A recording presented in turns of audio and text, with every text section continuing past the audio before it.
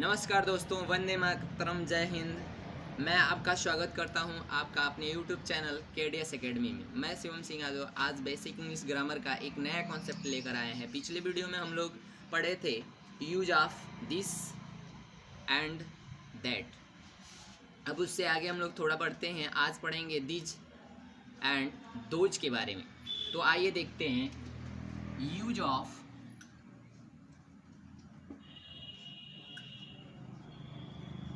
This, these and those.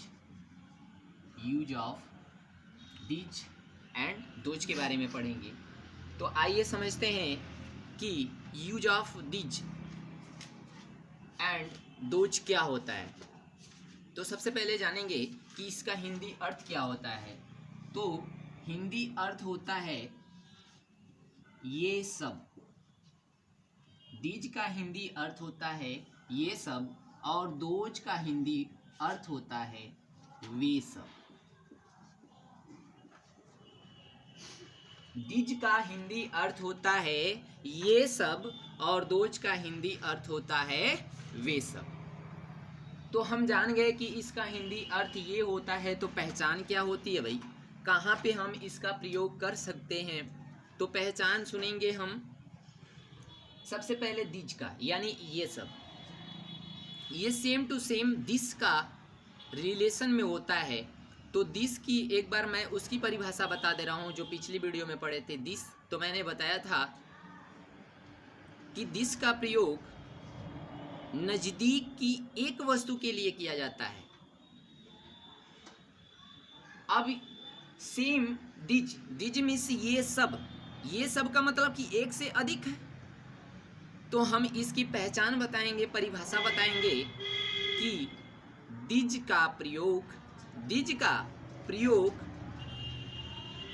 नजदीक की एक से अधिक वस्तु के लिए किया जाता है।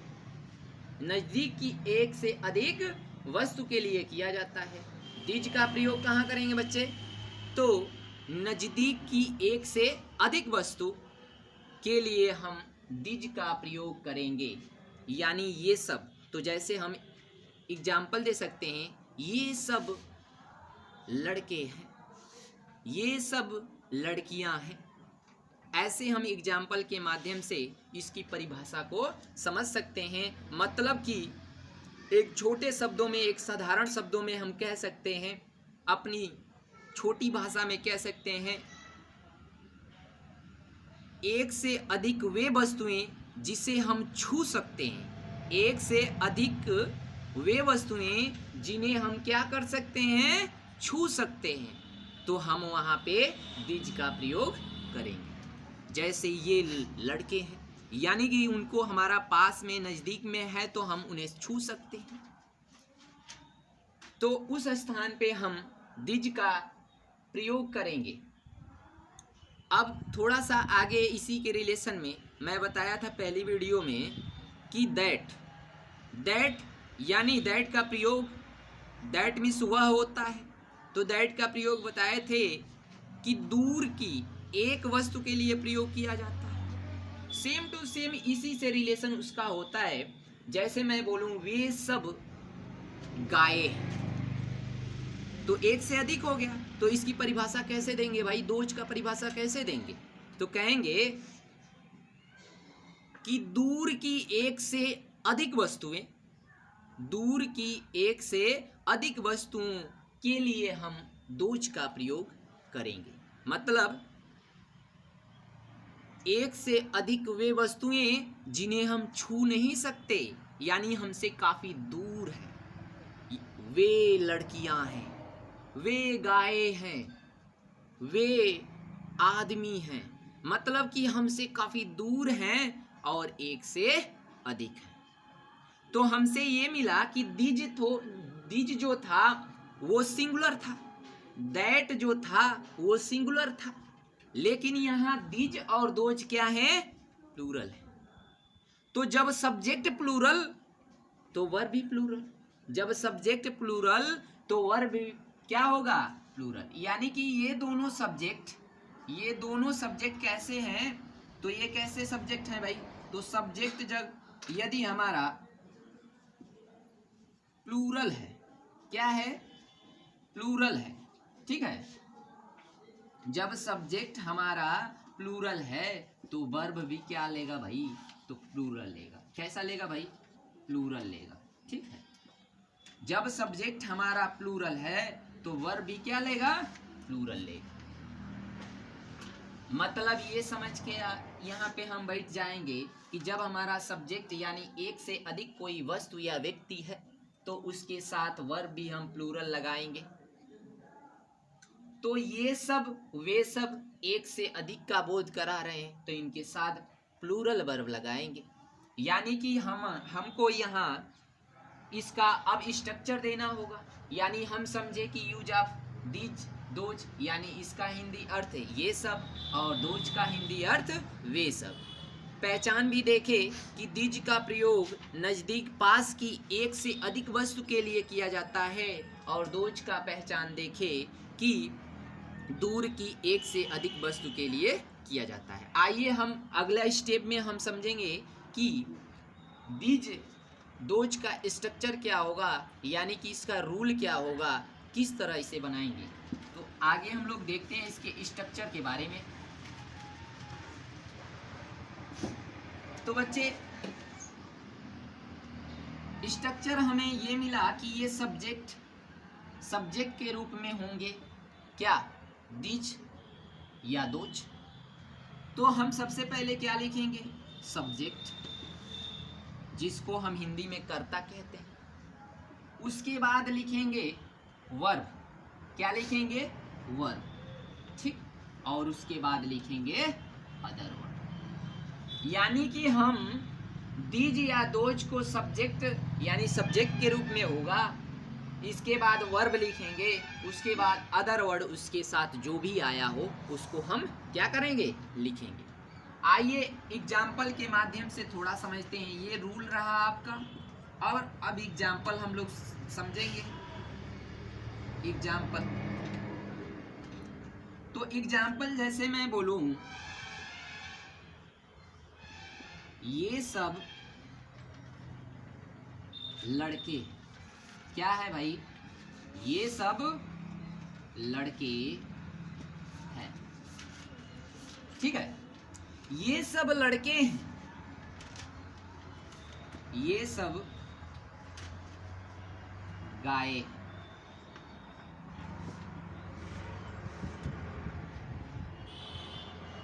ठीक। दो एग्जाम्पल लिए। अब देखिए ये सब आया तो ये सब की इंग्लिश क्या होगी, दीज। ये सब की इंग्लिश क्या होगी, दीज। और ऐसा लग रहा है कि पास तो है ये सब लड़के हैं, मतलब ये सब क्या हैं, लड़के हमारे आसपास तो हैं लेकिन एक से क्या है, अधिक है। एक से क्या है, अधिक है। जब अधिक है तो प्लूरल क्या आएगा, यहाँ पे प्लूरल क्या आएगा, वर्ब। क्योंकि मैं बताया था कि जब सब्जेक्ट प्लूरल तो वर्ब क्या आएगा, प्लूरल। तो देखिए ये सब्जेक्ट क्या है, ये सब यानी दीज, ये सब यानी कि दीज। तो सब्जेक्ट प्लूरल तो हमारा वर्ब भी क्या आएगा, प्लूरल। तो वर्ब यानी है के लिए वर्ब यहाँ पे प्लूरल क्या आएगा, तो आर, क्या आएगा, आर। तो इसके साथ हम एक से अधिक जब व्यक्ति है तो सब्जेक्ट प्लूरल हो गया, तो वर्ब यहाँ प्लूरल आएगा तो हम यहाँ पे आर का प्रयोग करेंगे। क्या करेंगे, आर का प्रयोग करेंगे। तो दीज आर, अब लड़के हैं यानी कि लड़के हैं तो नाउन है, क्या है, लड़के हैं तो नाउन है। तो इस अदर वर्ड के जगह पे क्या आया, नाउन। तो अब यहाँ थोड़ी समझने वाली बात ये भी है कि जब नाउन आया तो नाउन भी क्या होगा, प्लूरल होगा। क्यों प्लूरल होगा, तो यहाँ पे भाई एक से अधिक का है, तो जब एक से अधिक है तो वो भी क्या, प्लूरल ही होगा नाउन। तो यहाँ हम बॉय मीन्स लड़का होता है और इसमें यस जोड़कर इसे प्लूरल बना लेंगे। तो दीज आर बॉयज, ये सब लड़के, ये सब लड़के हैं। तो आपको समझ में आया, ये सब लड़के हैं, दीज आर बॉय।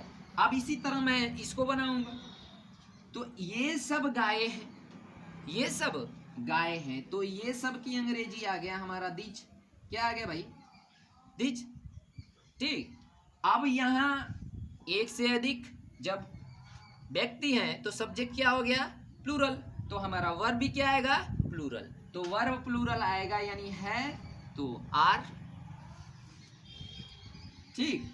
और है प्रेजेंट को शो करता है इसलिए हम इज या आर लगाएंगे। तो सब्जेक्ट सिंगुलर तो इज और प्लूरल तो आर लगाएंगे। तो दीज आर क्या है भाई? काउ मीन्स गाय होता है, यस लगाकर इसे हम प्लूरल बना लेंगे, यानी नाउन भी हमारा क्या होगा? यहाँ प्लूरल होगा। तो दीज आर काउ, ये सब गाय हैं। तो इस दो एग्जाम्पल के माध्यम से हम लोग दीज को समझे। तो एक बात और यहाँ थोड़ी कॉमन सेंस वाली है कि ये तो बड़ा इजी है, बेसिक कंसेप्ट है। थोड़ा सा अगर यहाँ और अंदर डीप में जाया जाए, मतलब कि और अंदर जाकर बारीकी से इसको समझा जाए, तो एक एग्जाम्पल के माध्यम से हम समझा रहे हैं। जैसे मैं इसको हटाता हूँ, दो एग्जाम्पल हो गए। अब एक एग्जाम्पल मैं दूं, दो एग्जाम्पल फिर से देते हैं। लिखेंगे ये सब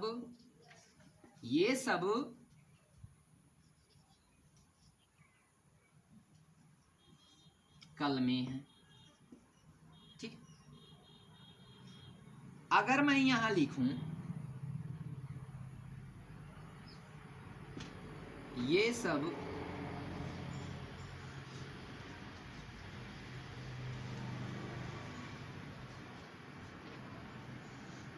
महंगे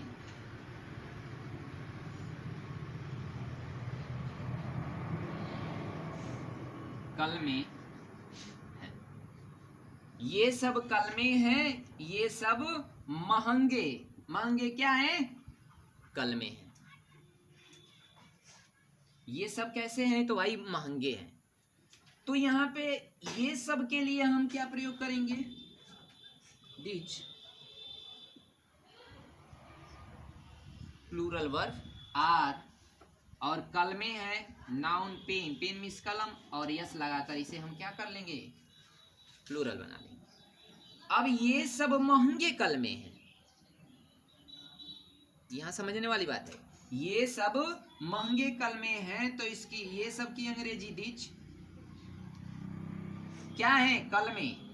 तो these pens, these pens, these pens हैं। एक से अधिक जब व्यक्ति हुए तो सब्जेक्ट कैसा? प्लूरल। तो यहां प्लूरल वर्ब आर, महंगे हैं। दीज पेन्स आर, महंगे हैं, कॉस्टली, क्या? कॉस्टली। तो थोड़ी सी बात यहां ये समझेंगे कि अगर नाउन से पहले, इस नाउन की विशेषता क्या है? महंगा है, तो एडजेक्टिव वर्ड है। ये कैसा वर्ड है? एडजेक्टिव, विशेषण वर्ड है। नाउन कलमे, ये सब महंगे कलमे हैं। तो इस कलम यानी नाउन, नाउन से पहले इसकी विशेषता कोई बता रहा है, मतलब विशेषण यानी कि एडजेक्टिव। तो एक बात हमको ये समझ में आया कि दीज या दोज एक प्रकार से सब्जेक्ट का भी काम करता है। क्या? सब्जेक्ट का भी काम करता है। तो यहां सब्जेक्ट का काम किया ना, एक प्रकार से यहां सब्जेक्ट का काम किया, और यहां विशेषण का भी काम कर रहा है। इस जगह पे एडजेक्टिव का भी काम कर रहा है। तो जब भी कोई नाउन या प्रोनाउन की कोई विशेषता बताने वाला उससे पहले मौजूद हो, तो विचारे का पहचान है कि वो क्या है? एडजेक्टिव। क्या है? एडजेक्टिव, विशेषण। तो ये बता रहा है कि पेन कैसी है? तो महंगी पेन है। पेन कैसी है भाई? तो महंगी पेन है। दीज पेन्स आर कॉस्टली, ठीक है। तो सब्जेक्ट यानी कि दीज या दोज, यहाँ सब्जेक्ट का भी काम किया और यहाँ एडजेक्टिव का भी रोल निभा रहा है, ठीक है। तो इस तरह दीज का कहानी खत्म। अब इससे रिलेटेड थोड़ा दोज है। तो दोज के बारे में भी एक दो एग्जाम्पल देते हैं भाई। चलिए, तो स्ट्रक्चर तो यही रहेगा, इसके साथ भी एग्जाम्पल अगर हम देना चाहें आपको तो लिखेंगे वे सब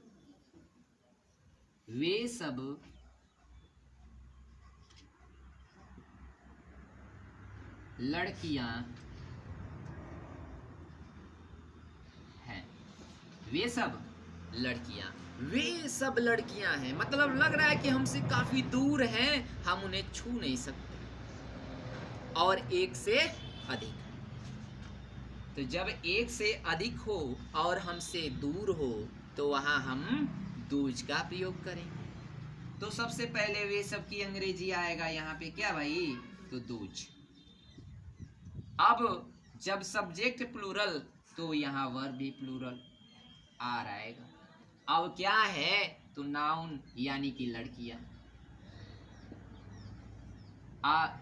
ये भी क्या होगा, प्लूरल होगा, क्योंकि एक से अधिक है, तो हमारा नाउन भी क्या होगा, प्लूरल होगा। दूसरा एग्जाम्पल समझेंगे, वे सब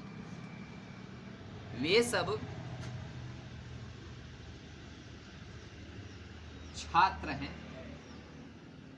क्या है भाई, वे सब क्या हैं, छात्र हैं। वे सब छात्र हैं, मतलब एक से अधिक हैं और हमसे काफी दूर हैं, तो यहाँ हम दोज का प्रयोग करेंगे। तो लिखेंगे दोज आर क्या है भाई, छात्र, तो स्टूडेंट, तो स्टूडेंट्स हो जाएगा। यस लगा देंगे क्योंकि नाउन भी हमारा क्या होगा, प्लूरल होगा। चलिए हम इससे आगे और एक आध दो एग्जाम्पल लेते हैं। तो हम आगे एग्जाम्पल में देखेंगे, वे सब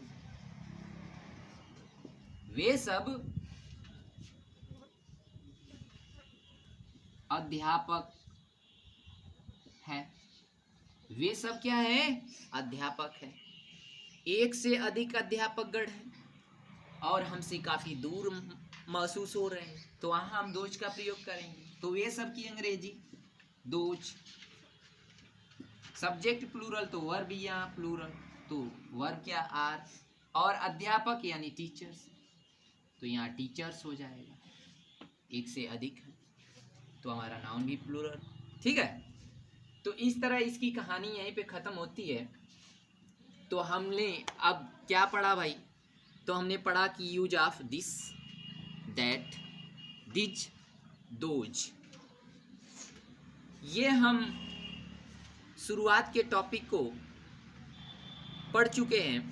तो इसी तरह हम रोज क्रम वाइज एक एक दो दो वीडियो डालेंगे। तो आप लोग टॉपिक वाइज टॉपिक अपना नोट बनाते रहिए, इस वीडियो को देखिए, इसके बारे में समझिए। और मैं आप लोगों से रिक्वेस्ट करता हूं कि अगर ये वीडियो अच्छा लगे तो मेरे चैनल को सब्सक्राइब कीजिएगा, लाइक कीजिएगा और अपने मित्रों के बीच शेयर भी कीजिएगा। धन्यवाद।